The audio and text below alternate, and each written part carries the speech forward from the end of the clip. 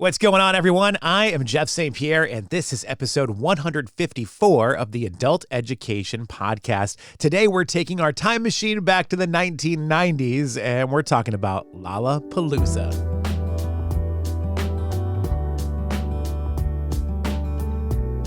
First of all, thanks so much for listening. If this is your first time checking out Adult Education, I really appreciate you giving us a shot. I know there's so many different podcasts out there, and I just love the fact that we made it onto your radar today.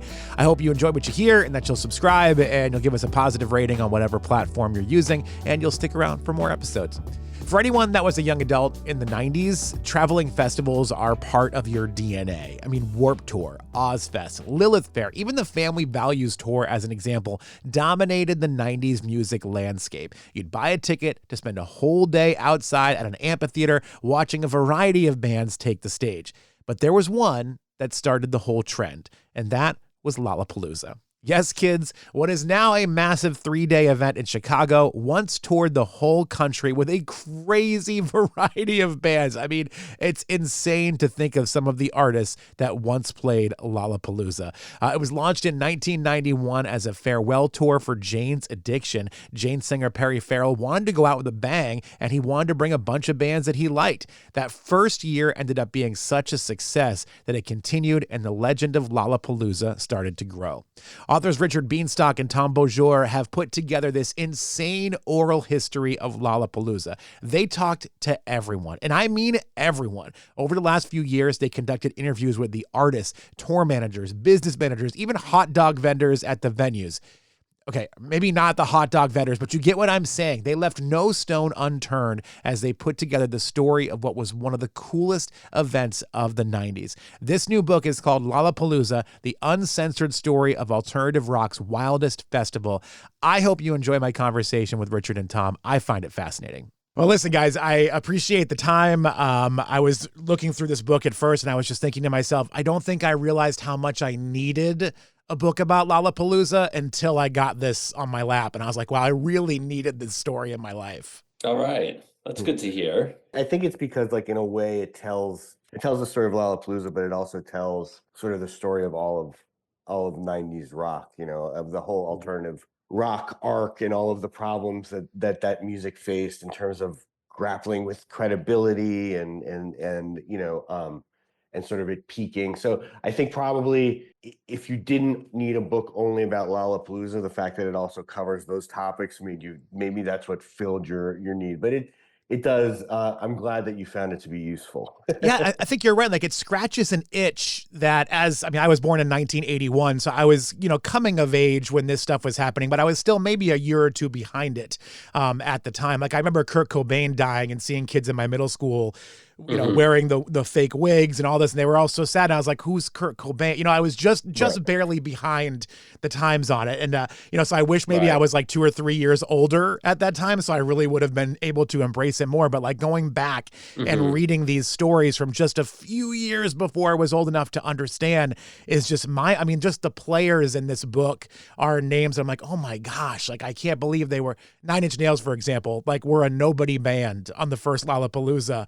And I'm like, I can't think of a world where they're a nobody band, like they're the first band on kind of thing. I can't imagine that scenario. Yeah, it's cool. And that's one of the great things about doing these books. I think we had a similar experience in some ways with the last book, with the 80s hard rock book. It's like exploring, I've said this before, but I feel like as much as like these are music books, at this point, for better or worse, they're also like history books because you start looking, because it's not just about like the music, but when you're trying to have the reader relive these times, you're trying to set you're creating the environment for the whole time. So it's like even the fact that having shows in amphitheaters, like these sort of indoor outdoor amphitheaters, was a new thing at the time. Like amphitheaters were new at the time, so like that played into just Lollapalooza being able to do what it did. And like all of these pieces are really important to telling the story, and they're really like, it's a bygone era in a lot of ways. This is over 30 years ago when this thing starts, and it's like figuring out how to sell it to promoters, and then just what the vibe is culturally and what the vibe is musically. And it's like you're going back and you're reliving something that does not exist anymore, and that will probably never exist again in that way. So I know for me, like one of the best things about telling these stories is also sort of time traveling Mm. in a way, and setting that scene and thinking not just about like, okay, well, Nine Inch Nails is putting out their first record, but everything else that was happening in 1991, and how are you going to get a lot of those elements in there so that you're setting the whole scene for how and why this could happen at that time. And I think that that's real, given how huge these bands are now. There are like 3 or 4 bands that really, I think, look, they probably would have been famous anyway because they were awesome. Mhm. But like Nine Inch Nails, they just like they're on there at the right time. They get in front of all these kids who might not have seen them. Rage Against the Machine does it twice and like starts on the side stage. Pearl Jam, when they're booked on the 92 tour, are not really that well known yet. And then by the time they get on that tour, they're the biggest band in the world. And the same thing with Tool. Tool starts out as like a baby band on that tour and then ends up headlining in 97. So there's a couple bands for whom I think really being on Lollapalooza and getting that exposure really contributed to their success. Did it make it? Who knows? I think Tool would be famous anyway. But like really it's like an important part of their evolution. And the cool thing is that all of the bands remember it that way Mhm. for whom it happened. Kim Thayil, who wrote the foreword to the book, he's just like, yeah, this was a super, super important part of the band's arc. So it is cool to go back and see like people talking about it and still actually seeming grateful for the experience, where 30 years later they might just be like, what? You Right. did what? Yeah, and looking at it from that perspective, there's the bands that grew off of being a part of Lollapalooza. There were also bands that I didn't realize how big they were. Like, first of all, Lollapalooza, which you point out in the book, and it's the way the whole book starts, was designed to be a farewell tour for Jane's Addiction.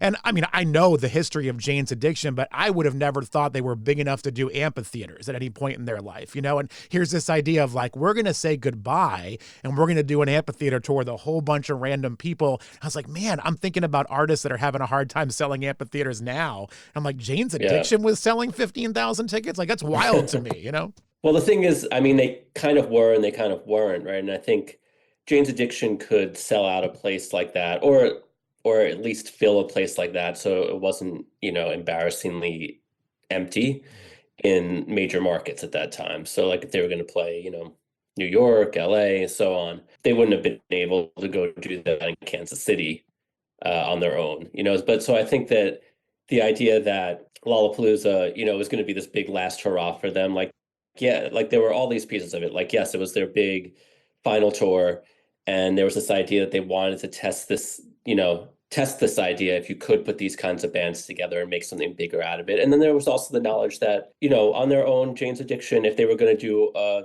US tour, like they were going to play probably theaters in a lot of the country. They were not going to play 15,000 seaters, but with the strength of this kind of lineup, and it's really not even just the lineup. It's not that it's Jane's Addiction and they put 5 or 6 bands on as openers. It's like really creating an event, because if it was just 5 openers plus Jane's Addiction, like it probably still wouldn't be able to fill things that size. But once you call it Lollapalooza and you say you're going to have crazy food and tents and booths and all these other things, then you're like, okay, maybe we can get this thing legs. So it really was, I think that they did it for a whole bunch of different reasons, right? To like help Jane's Addiction, to see if they could make this alternative thing happen. They just kind of threw a bunch of things against the wall, and the beauty is that it actually did work. Like it really worked. It's also interesting to think of a history where touring festivals weren't a thing. Like millennials grew up with touring festivals. We grew up with Lollapalooza, Warped Tour, Ozfest, Lilith Fair. Like these were all things that were a part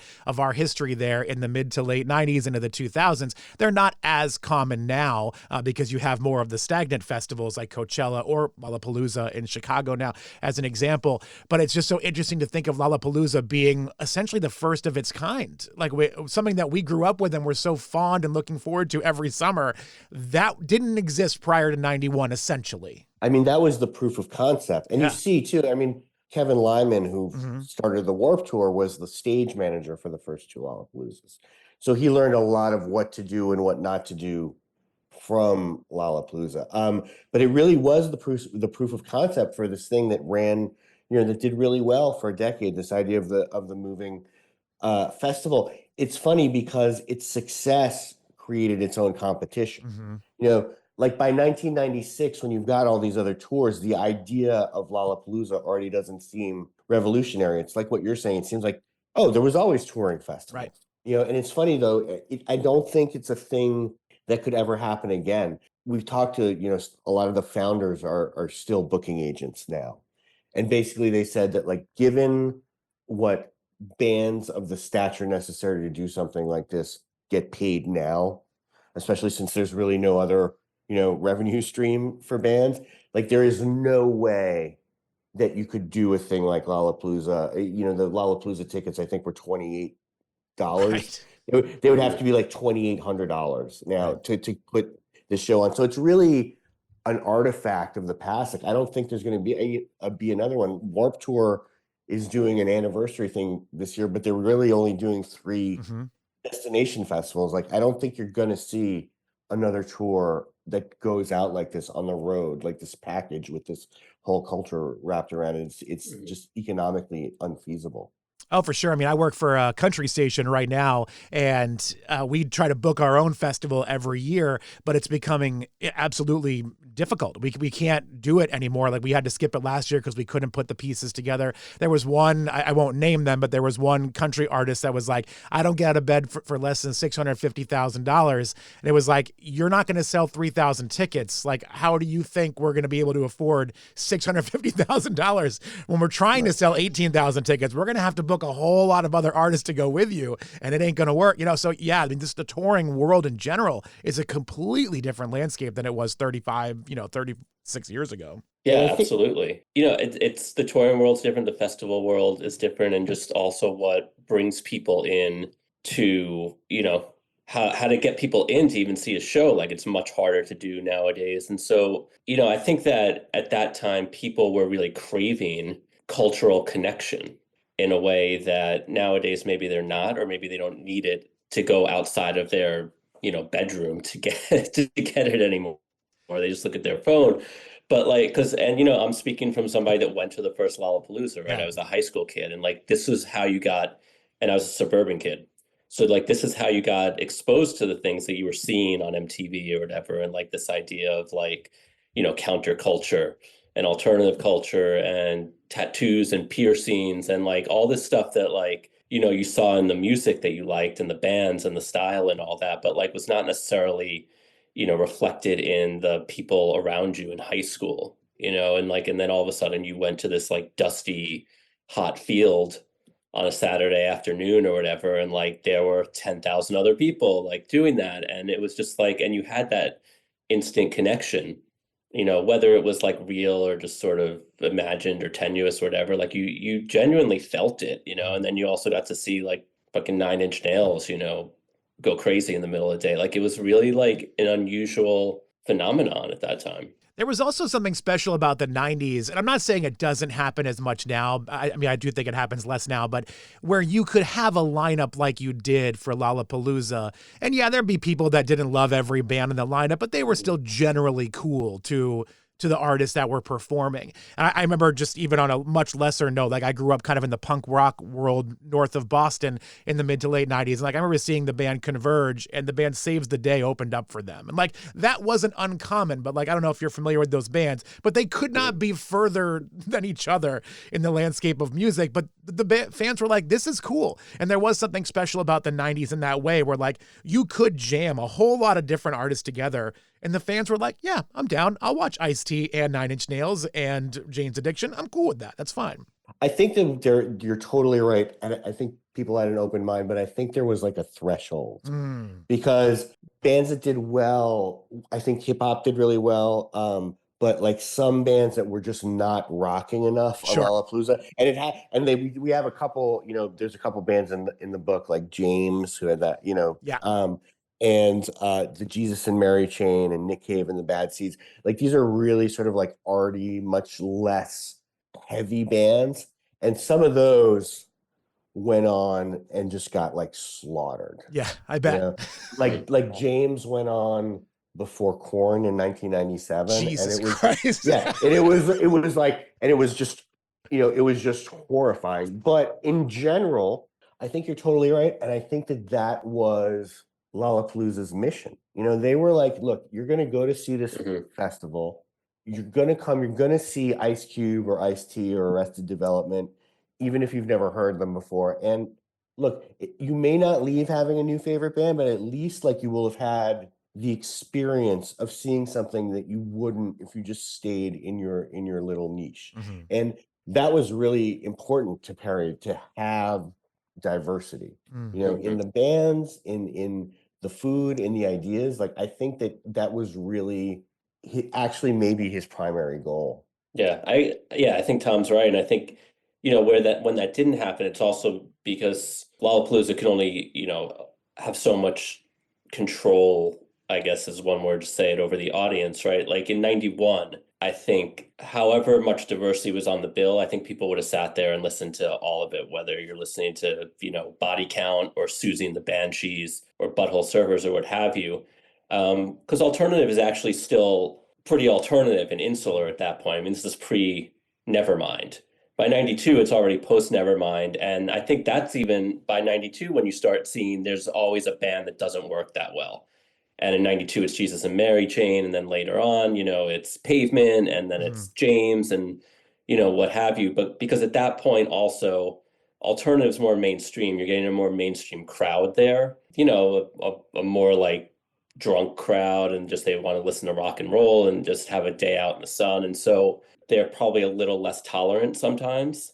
But I think actually, like, the most utopian ideal of Lollapalooza is certainly the 1991 Lollapalooza, where I think whoever Perry had put on that bill, people would have been like, okay, well, it's being, curated by Jane's Addiction, by Perry. I like them. I'm going to give this a chance.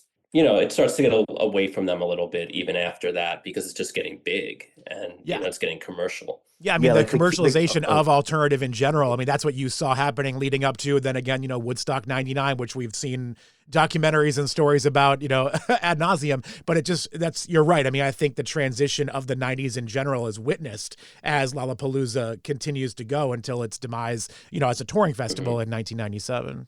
You definitely have, like, by the later Lollapaloozas, like you have the kid who gets thrown in the locker and the kid who throws the kid in the locker. Sure.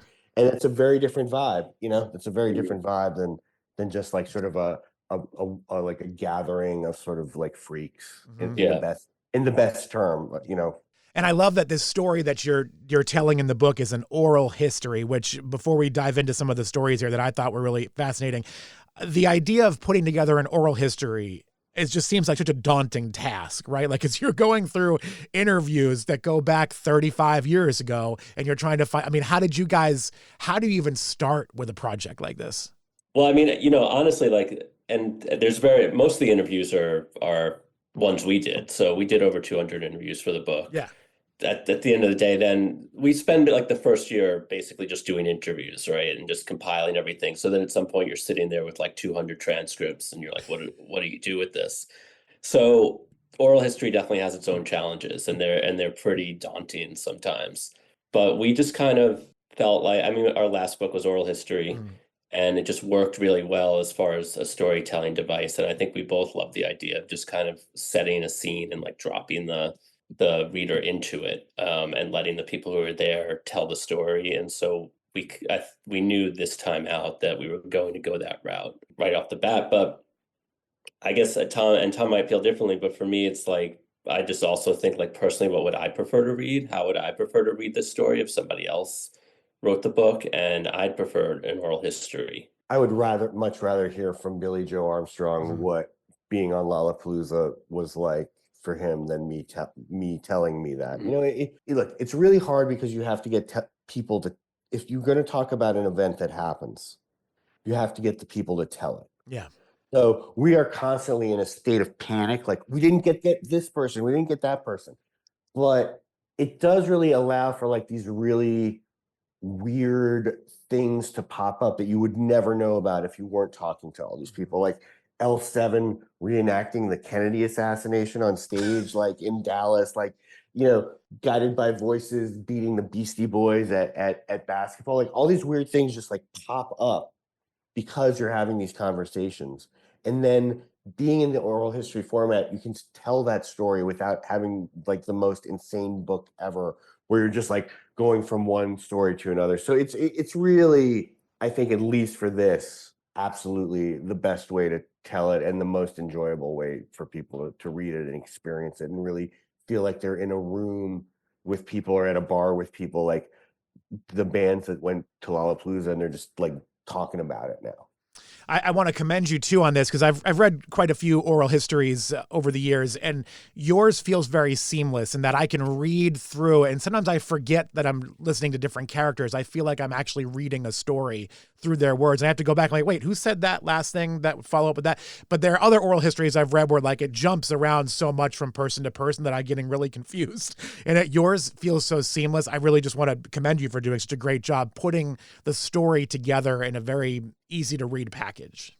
That's really the whole gig, like that. And we work, I mean, thank you very, very much for saying that, because I think Rich would agree that we work really hard on that. Like we go over, the chapters multiple times, and it's great having two people, because like one of us will go down a rabbit hole about something and go way too long about it, and like Rich would tell me like, well, maybe you don't need like 37 people talking about how out of her mind Courtney Love was, or I'll be like, maybe 10 pages on body count is enough, and like, but we keep each other in check, and we make sure, because we're reading each other's stuff, that the story is always moving forward. There are a lot of great quotes from this book that aren't in the book just because it started stalling the forward momentum, and then you really just have a hodgepodge.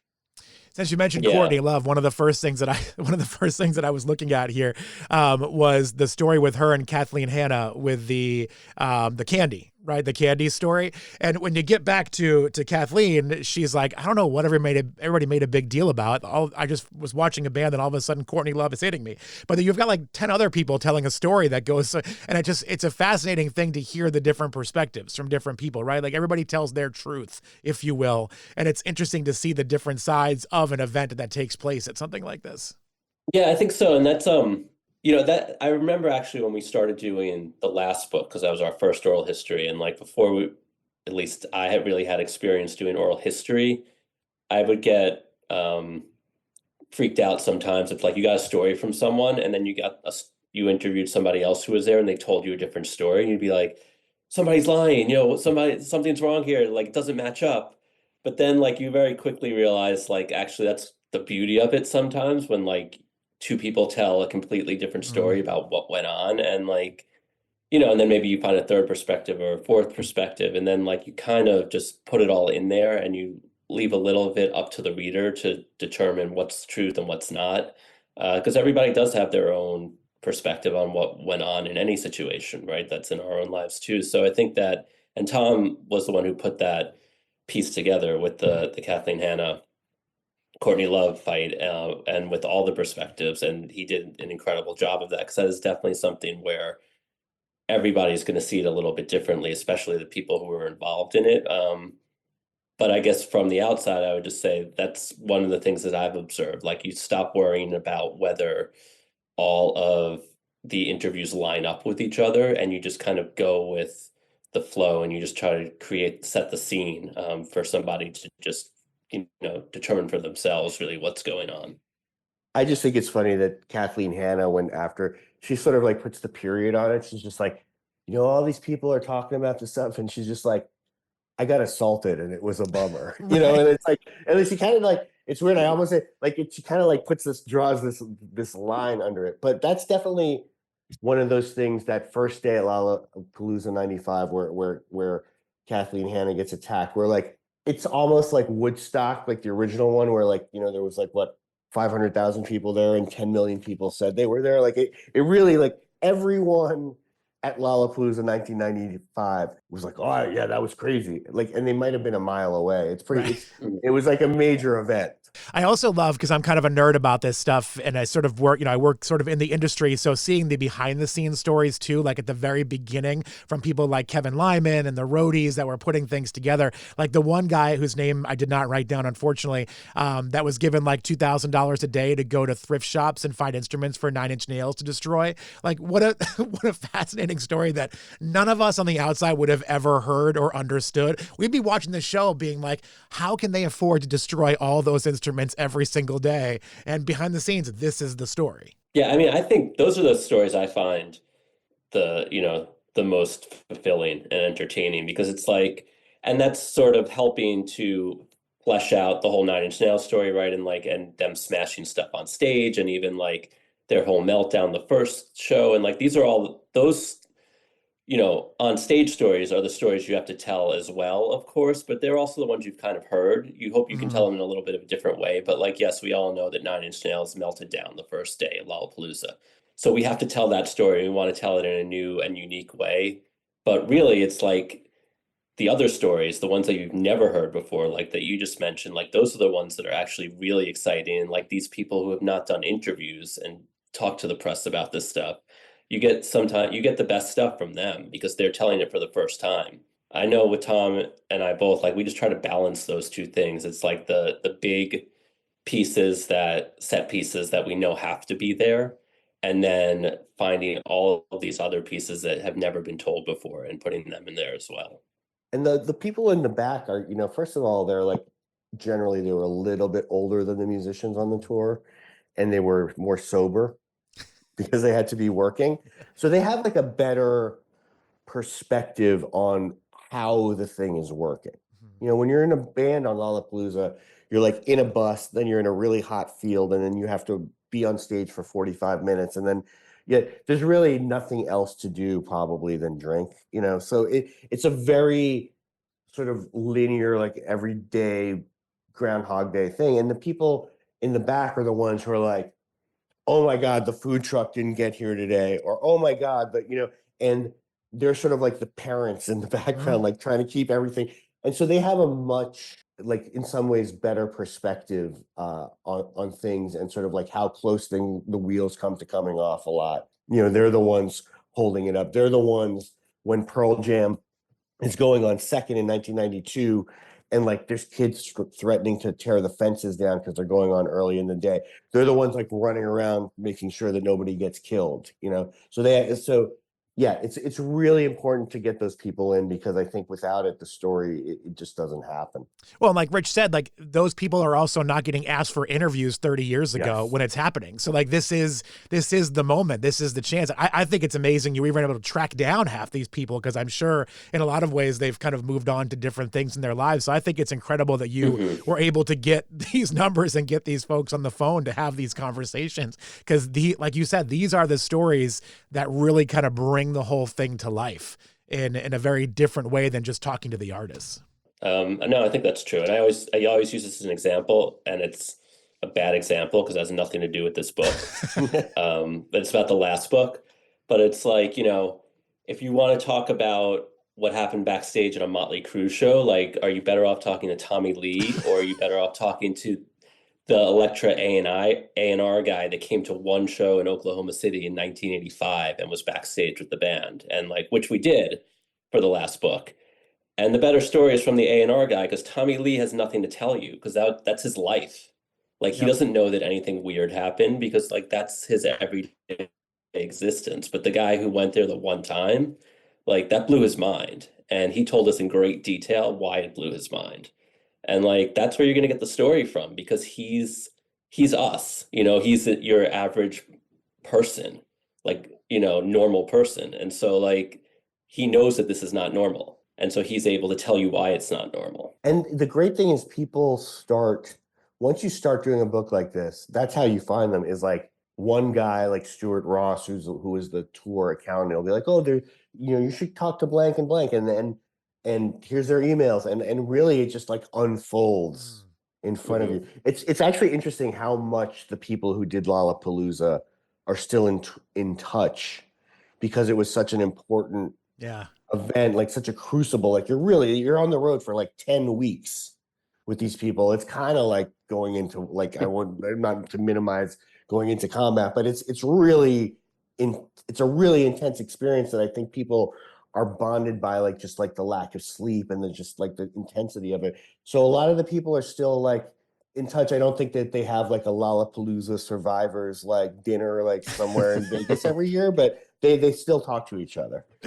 I know I got to let you go, but I got to follow up really quick with something Rich was saying about how like these moments, it was Tommy Lee's life, right? Like, so trying to talk to him about this, like it's every day. It's something as a radio person where I'm speaking to artists, I have to remember that too. And I just remember a couple years ago interviewing Maren Morris and having a conversation about a couple very specific moments that happened and just seeing her eyes glaze over. And I was like, oh, right. Like you do this every night. Like it's not like that was really cool for me and for the audience on that night, but like you did it 16 more times on that tour. Yeah. So it wasn't as big of a deal. I'm like, that's right. I have to remember this. You might not remember these special moments the same way that we do. It's just weird that how many, and then sometimes the people who are like the most destroyed at the time do remember, like Al Jorgensen from Ministry. Like, even though he was like, he says like, I was on dealer standard time for the whole tour.